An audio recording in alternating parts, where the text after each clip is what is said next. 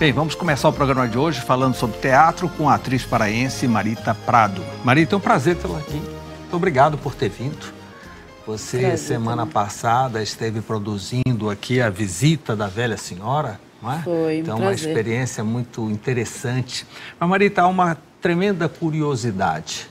Como é que uma pessoa de Belém, como você, consegue chegar ao cenário nacional de teatro? O que você estudou?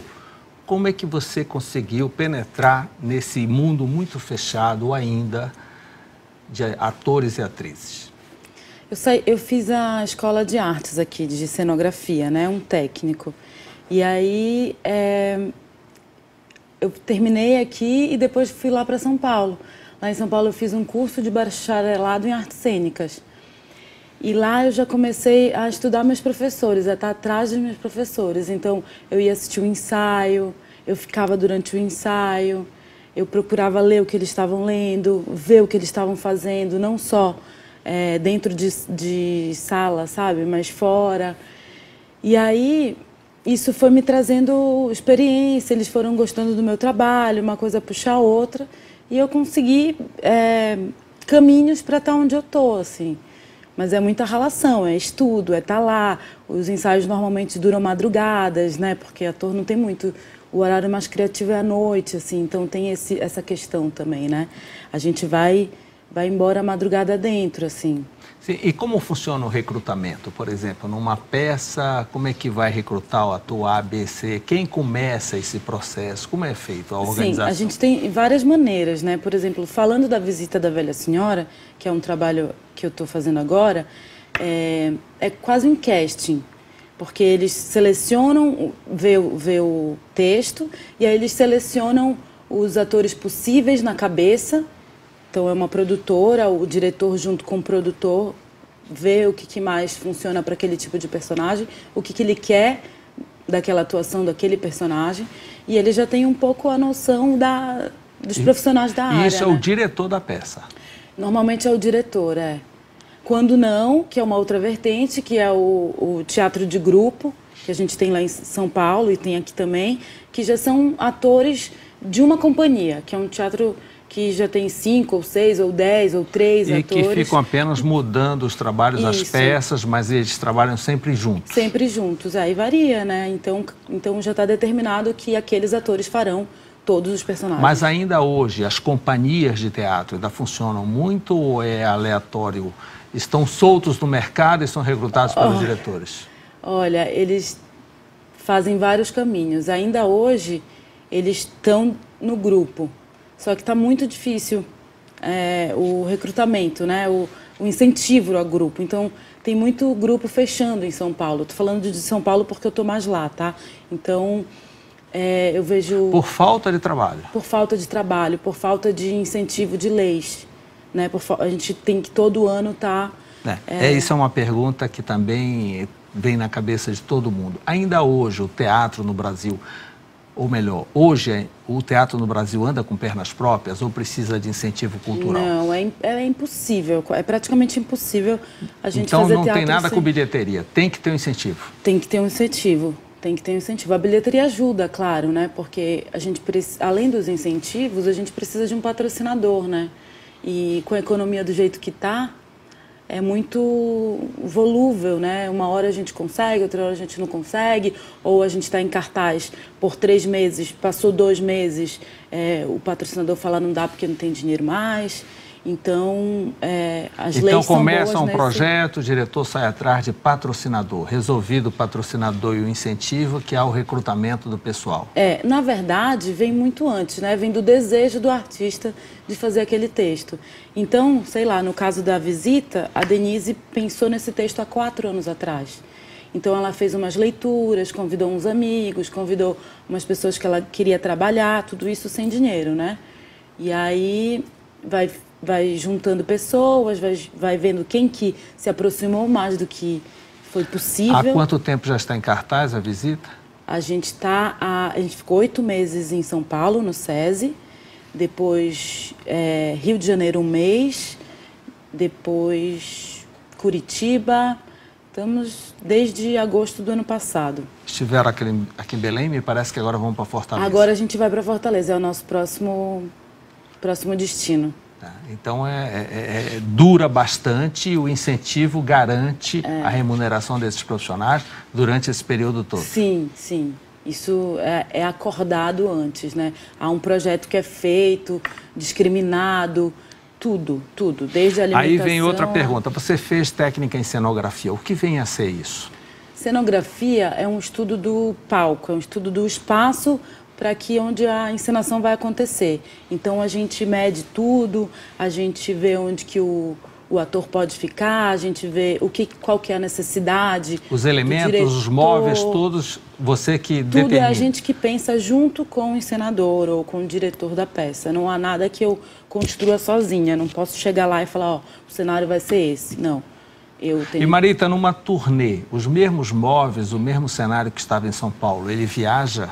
Ou você pode fazer algumas variações? Viaja, sempre viaja. O que acontece é que durante o trajeto, a viagem, algumas coisas se quebram, né? Então eu não consigo, às vezes, trazer a mesma cadeira que quebrou ou a mesma garrafa que quebrou, porque a gente já está em viagem. Aí entra o trabalho da produtora. Aí entra o trabalho da produção executiva. É como você atua na visita, como produtora executiva, né? Então você chega antes, você providencia tudo isso e você só vai depois. Não, no dia da peça a gente sempre tem que estar umas 3 horas antes. Então, sempre tem alguma coisa para resolver. Se não é a garrafa que quebrou, é o figurino que rasgou. Então, a gente vai delegando essas funções e até mesmo eu gosto, se eu tenho tempo, já de resolver. Marita, ainda tem ensaio, apesar de todas essas encenações? Tem. A gente trabalha assim, ó. A gente faz, por exemplo, sexta, sábado e domingo. Então, a gente apresenta na sexta, no sábado a gente chega antes e faz uma conversa com todo mundo, para que a gente possa falar do que foi bom, do que não foi bom, de como foi a cidade, como foi a repercussão daquela cidade, se teve algum acontecimento no Brasil ou na cidade, para que a gente possa levar isso para o dia da peça, né? Levar isso com a gente no corpo, assim, falando um pouco mais do jeito que a gente fala lá no ensaio. Então, e além de tudo, a gente chega 2, 3 horas antes para poder aquecer a voz, a gente passa todas as músicas. Então, há um trabalho sempre antes. Uma outra pergunta, nesse decorrer desse processo de 8 meses em São Paulo, 1 mês, 2 anos de peça, alguns atores não deve ter algum tipo de problema, um adoece, outro viaja, outro abandona e assim por diante. Então, tem que ter sempre uma regra 2, uma regra 3... Na verdade era bom que não, né? Mas imprevistos acontecem, Imprevistos acontecem. A gente já teve 2 mudanças na nossa peça agora. Uma foi com um mês e pouquinho, que foi um dos nossos atores. Ele teve foi para a TV. E aí a gente teve que trocar, né? Um processo de 1 mês, assim, para adaptação. Então, a pessoa vai, assiste um pouco do ensaio, aí ela foi se inserindo aos poucos, assim. Fazia uma cena, ele fazia outra. Você falou uma coisa que todo ator diz que a casa dele é o teatro, né? Que televisão é en passant, cinema também. Nós, espectadores, achamos que é o contrário, que o teatro é vitrine para a televisão e para o cinema. O que você acha? Olha, eu acho sim, Mauro, que o teatro sempre vai ser uma ferramenta para que o ator consiga fazer essas linguagens de uma boa maneira, sabe? Para que ele consiga exercer uma televisão boa, fazer um cinema bom. Eu acho que o teatro realmente é esse lugar. Agora, pessoalmente, eu cheguei no teatro porque eu via a televisão e falava, eu posso fazer isso. Eu sou capaz de fazer aquilo, eu quero fazer aquilo. Então, para mim foi nesse sentido, sabe? A TV foi uma vitrine para eu chegar no teatro, assim. E aí, quando eu cheguei no teatro, o mundo se abriu. E eu vi que aquilo ali tinha raiz, sabe? Hoje, o foco da Marita hoje? A Marita é muito nova, está começando agora na coisa. O foco é televisão, é cinema? Não, o foco é produção agora, né? Eu quero terminar esse trabalho. Quando eu tô assim. Mas eu tenho um desejo futuro que é trabalhar na TV. Então, eu tenho pensado em algumas coisas para o ano que vem, assim. Mas eu quero terminar essa turnê com com a melhor presença que eu tiver, sabe? Você falou que tem uma conversa depois da apresentação para sentir o público da cidade. Você é daqui, mas está atuando lá, veio profissionalmente. Como é que é o público de Belém com referência ao teatro? Olha, a gente já passou por muitas cidades, né? E nem a Denise, nem o povo daqui, nem mesmo eu sabia muito como que era, né? Mas... Ela certamente pergunta para você, vou lá para a tua cidade, como é que é a repercussão? Exatamente. Eu acho que aqui a gente tem, como a gente tem as mídias muito em repercussão, né? A gente assiste muito TV, a gente é o dia a dia nosso daqui, né? Assistir muito isso. Então, eu acho que a questão de um artista vir para a cidade ainda é muito mais importante ou interessante para o público. Sim. Do que a pesquisa, do que o texto, sabe? É uma impressão, tá? Então, as pessoas foram para ver a Denise. O entretenimento. Eu acho que não todos, né? Mas eu acho que foram para assistir um entretenimento. A Denise, uma boa atriz, ela escolheu esse texto, essa peça, Tuca, porque isso. é interessante. Só que o interessante é quando o bom ator escolhe bom texto. Que aí ele consegue unir o que a mídia trouxe para ele, o que a popularidade trouxe para ele de bom, né? Que é o conhecimento, que é o reconhecimento pela população, com um texto maravilhoso. Saíram satisfeitos? Os aplausos foram sinceros? Muito satisfeitos. Não é um aplauso ovacionado, não é nada assim, mas eles percebem, a gente percebeu que bem mais discreto. É um aplauso discreto e contínuo, sabe? Com certeza. E muita gente no final conversa. A Denise faz questão de voltar para conversar, para ter esse feedback.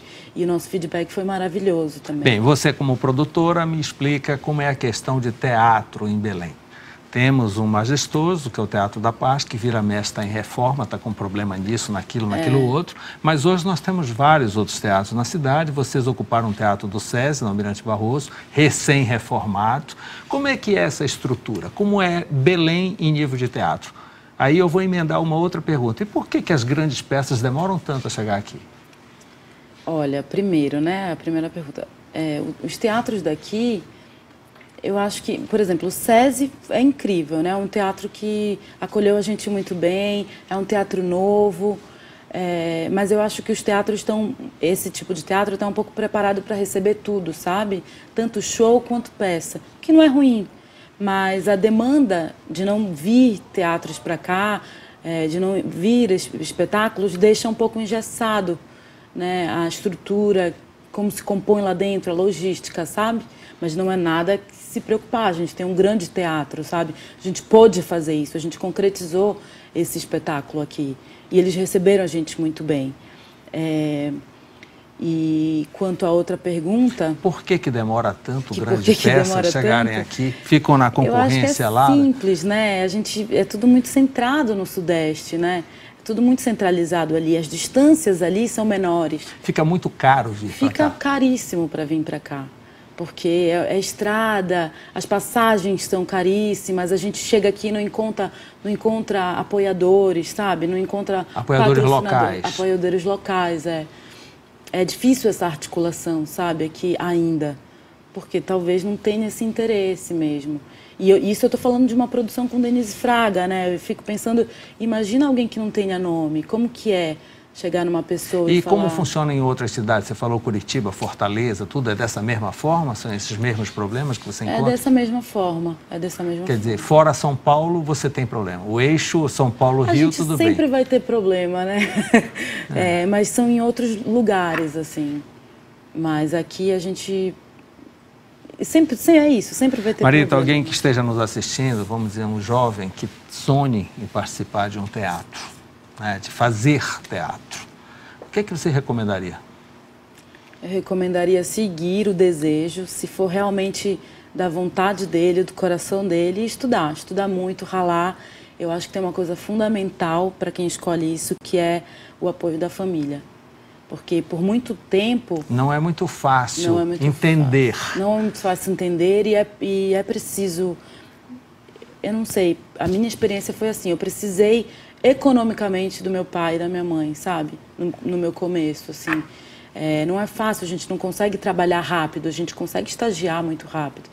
Mas então a família é fundamental e seguir, estudar e correr atrás e ter desejo, ter vontade, colar no professor, respirar o professor. O relacionamento no meio é fundamental para indicações, né? Para ser fundamental. recrutado. É fundamental, mas eu acho que mais do que o relacionamento é o bom trabalho, sabe? É entender que aquilo não é o seu hobby, aquilo é o seu ofício, aquilo é o seu trabalho. Então, respeite o lugar que você vai entrar, respeite a pessoa com que você está falando, olhe no olho, leia o texto, sabe?